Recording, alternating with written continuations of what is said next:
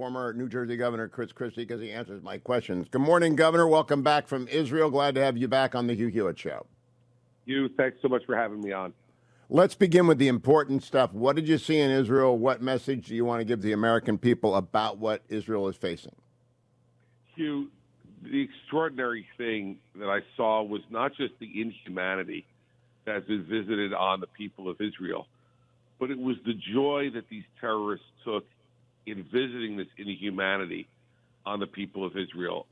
I saw a video that was a 40-minute video put together by the government of Israel from raw footage, from dash cams, body cams of the terrorists who were later killed, and they confiscated those cams, and also from the cell phones of some of the victims. And the things I saw were extraordinary. Terrorists burning people alive. Terrorists coming into a home, chasing a father and his 8- and 6-year-old sons into a bomb shelter, throwing a hand grenade in there, and watching the father jump on the hand grenade to save his 2 sons and he was killed. And the 2 sons running out of the bomb shelter full of their father's blood. And the terrorists chased them into the house. And the 2 little boys were sitting there screaming and crying about their father being dead. And the terrorists stared at them and then opened the refrigerator, took Cokes out of the refrigerator, and drank them. It's a level of inhumanity. Lastly, there's a million stories I could tell you, but lastly, they intercepted a cell phone call from a Hamas terrorist back to his parents in Gaza. And he said, "Mom, I just killed 10 Jews with my bare hands. Your son is a hero." And the parents were cheering on the other end of the phone. Governor, if you are the president, will you cut off funding to American universities that refuse to expel the anti-Semites who are assaulting Jews and other people across campuses in the United States?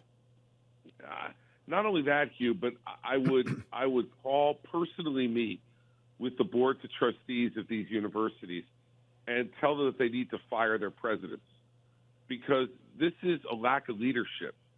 And when you see what's going on, especially right now up at Harvard, it is a disgrace to have people calling for intifada.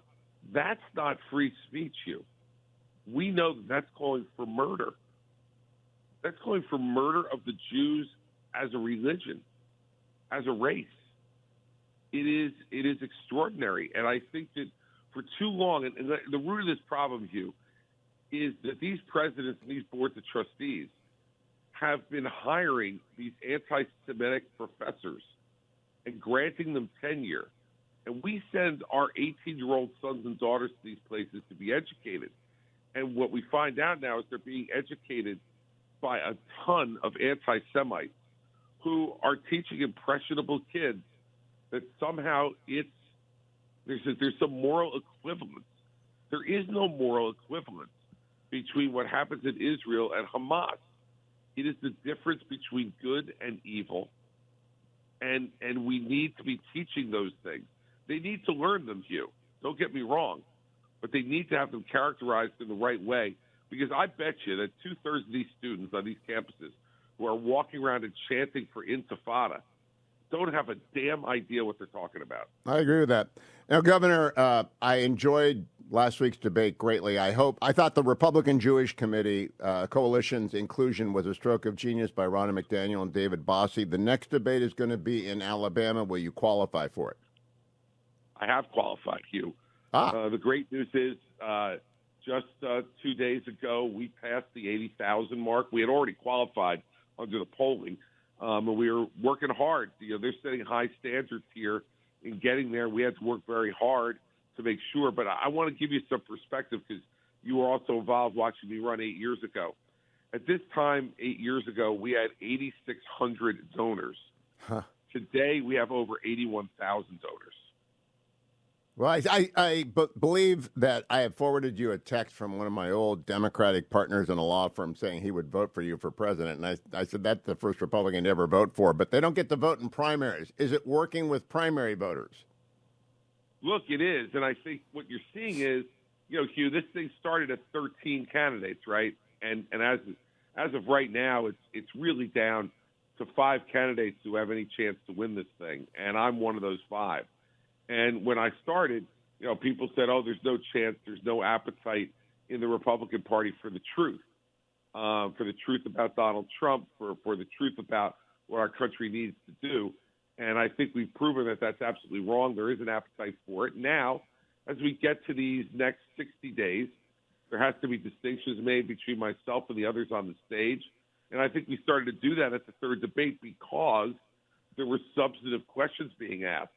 And frankly, one of the things that I was most disturbed by, and I said this during the debate, was that no one would answer the questions. They all have these pre-programmed answers that they've memorized, or these pithy lines that they've memorized, and they all look relieved when they actually get the lines that they've memorized out, instead of listening to the question. When you were asking about the Navy, it was extraordinary to me that no one would give a substantive answer, and who have given any thought about this, and now they want to be president of the United States.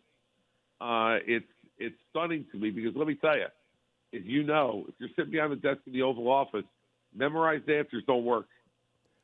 I have a column in the Washington Post today about why this debate was better than other debates. And I was sympathizing with Brett Baer last night. 8 candidates a lot harder to manage than 5, and NBC worked very hard with the RJC and me to make sure that it was well done. But the 90-second answer is crucial, as well as getting rid of the stupid right of reply. Do you agree with those fundamental rule set changes, Governor? I do, but it only works, Hugh, really well if you answer the questions. Right.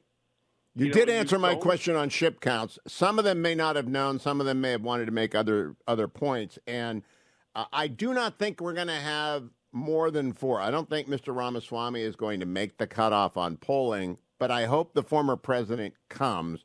At some point, I think he loses support if he doesn't come. What do you think? I do, too, and I think it's going to be coming as people really start to focus. And let's face it, Hugh. You and I have been focusing on this every day for a long time. This is your business and my business. But for the American people, there's a lot going on. I think that the tragedy in Israel and what's going on in this country at the border and inflation is now getting people to really focus on the fact that, wow, we have an election. And I think Donald Trump's numbers are artificially inflated. I think as for any incumbent, but let's face it, what if Joe Biden were in the 40s in the Democratic primary? There would be a media tumult about how he was dead in the 40s. How could any incumbent be in the 40s? Yet Donald Trump in the 40s is a runaway winner. I just don't believe that. And I think that it's going to start to come to a head over the course of the next 60 days, along with the fact, Hugh, that what all your listeners need to understand, whether they support Donald Trump or not, is that on March 4th, a trial is going to start in Washington, D.C., where Mark Meadows is going to be the lead witness for the prosecution, not some rogue Democratic prosecutor, not some product of the two-tiered system of justice that so many people complain about, but the guy who was one of the founders of the Freedom Caucus, the guy who Donald Trump called James Baker as his chief of staff, is going to sit in the courtroom 20 feet from Donald Trump and say he committed crimes before his eyes, that he lied to the American people knowingly starting on election night and did everything he could to obstruct a valid American election. How in the hell are we going to nominate someone like that and expect to win back the presidency? We won't. And Governor, I got one quick question to ask you. Yesterday, Ambassador Haley suggested to my friends over at Comfortably Smug and Josh Holmes' podcast, Ruthless, that we need identification for people who use social media. And I'm sympathetic to that if it's foreigners. I just wouldn't let them on. What do you think of her answer to the Ruthless podcast folks? I don't agree with it. And I think it's, again, typical of the simplistic slogan answers that you get from Governor Haley. Finish them on Hamas in Gaza. All her references to her high heels anytime she's attacked. It's time for serious people to take on these serious problems, Hugh. And that's not a serious answer. Thank you for coming back, Governor Christie. Keep coming back.